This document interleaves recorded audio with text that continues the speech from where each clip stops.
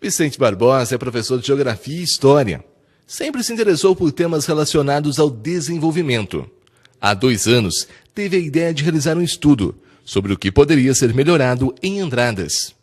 Nesse estudo, estão detalhados temas relacionados ao trânsito, mobilidade, acessibilidade, especulação imobiliária, mobilidade social, entre outros. De acordo com Vicente, o município está enfrentando situações que antes eram apenas encontradas nos grandes centros. Eu levantei que nós estamos vivendo em 3 Andradas. É uma Andradas que é realidade, uma Andradas que é fábula e uma Andradas que é possibilidade. Então, nós vivemos uma Andradas que a realidade são poucas pessoas que vê, a fábula é aquela Andradas que nos fazem crer que é, e a Andradas como possibilidade, a Andradas que poderia ser que é. Foi isso que eu levantei no meu trabalho. Para desenvolver o trabalho, Vicente teve como base o Estatuto das Cidades e Lei da Mobilidade Urbana de 2012. Um dos seus questionamentos é com relação à ampliação do perímetro urbano, que foi tema de audiência pública, e as novas limitações aprovadas pela Câmara de Vereadores no ano retrasado. De acordo com o professor, essa decisão pode acarretar problemas no futuro. O primeiro problema, essa questão do novo perímetro urbano, ele é contraditório. Por quê? À medida que esse perímetro urbano foi aumentado, os especuladores do mercado imobiliário, os promotores do mercado imobiliário na cidade, vão acabar promovendo, oferecendo os lotes mais baratos para as pessoas de baixa renda. E, consequentemente, essas pessoas serão direcionadas às porções mais distantes da cidade. E isso vai gerar um custo social muito grande para a cidade. Por quê?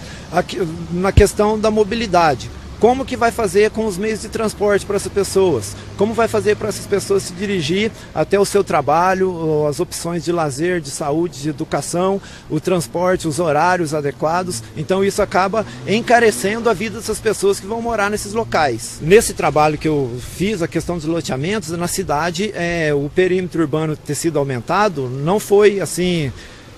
Não é útil para a maioria da população, porque a cidade possui imensos vazios demográficos bem próximo da área urbana. E o Estatuto das Cidades determina que sejam combatidos os vazios urbanos. Eu não observei, não estudei a questão ambiental dentro dessas áreas que estão inabitadas. Mas numa observação de geógrafo, eu vejo que tem muita área que dá para ser habitada aqui próximo à cidade e essas pessoas estão sendo direcionadas às regiões mais distantes. Entre os temas levantados pelo estudo, Vicente também observou que faltam melhorias para os pedestres. De acordo com ele, algumas calçadas são muito estreitas, não oferecem segurança, e algumas delas, postes atrapalham o acesso. Na opinião do professor, isto afeta diretamente toda a comunidade, incluindo pessoas com algum tipo de deficiência. A gente não pode confundir acessibilidade só com a questão do deficiente. Se nós observarmos aqui, em frente ao Banco do Brasil tem uma passarela elevada, em frente à maior empresa da cidade tem uma passarela elevada, em frente ao maior supermercado da cidade tem essa passarela elevada. Por outro lado, nós não vemos essas passarelas elevadas em frente ao posto de saúde, em frente a escolas. Então o cidadão só é cidadão à medida que ele produz riqueza, no caso da indústria, e consome, no caso do supermercado. No momento em que ele precisa dos serviços públicos, ele não é um cidadão? Essa é a pergunta que fica. Então isso já está ferindo aí uma questão do direito à cidade que o cidadão deve ter.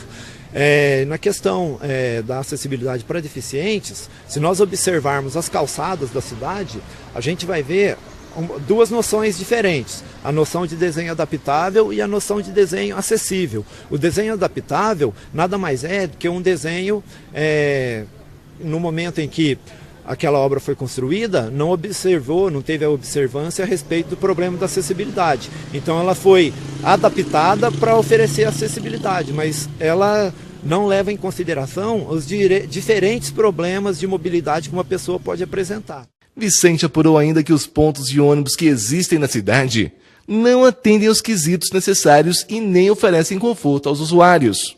Se você observar os vários pontos de ônibus que tem na cidade, nós não temos uma cobertura para essas pessoas ficarem. Hoje, por exemplo, é um dia que está chovendo, essas pessoas não vão ter meio de ficar na parte coberta, muitos vão desistir de pegar o transporte por conta de ficar na chuva.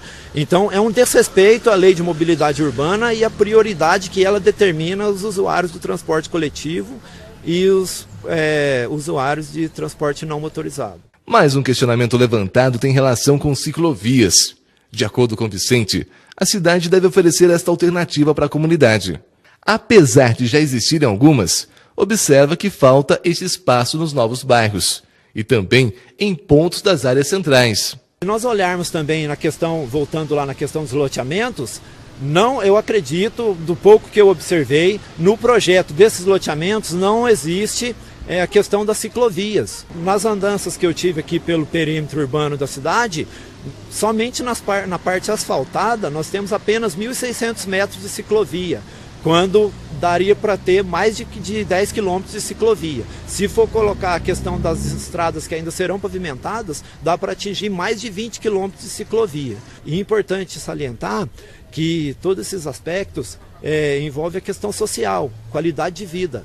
A gestão do transporte na cidade precisa ser integrada, precisa procurar as entidades de classe para poder desenvolver um estudo melhor sobre a mobilidade na nossa cidade. Esse é um estudo que pode ser analisado pelas autoridades, que têm a oportunidade de ver a viabilidade das propostas e talvez traçar novos planejamentos. Em sua conclusão, Vicente pede para que os setores envolvidos ouçam mais a população, que pode contribuir com sugestões bem interessantes. A participação popular, a população precisa participar mais e o poder público precisa estimular mais a população. Não é chamar a pessoa, o grupo social, na sexta-feira, dizer que a reunião é na terça. E isso é muito vago, isso não dá oportunidade das pessoas prepararem material para ir lá e apresentar. Chega lá, elas não serão ouvidas, não serão bem atendidas e os problemas continuarão. E precisa também uma repetição da participação.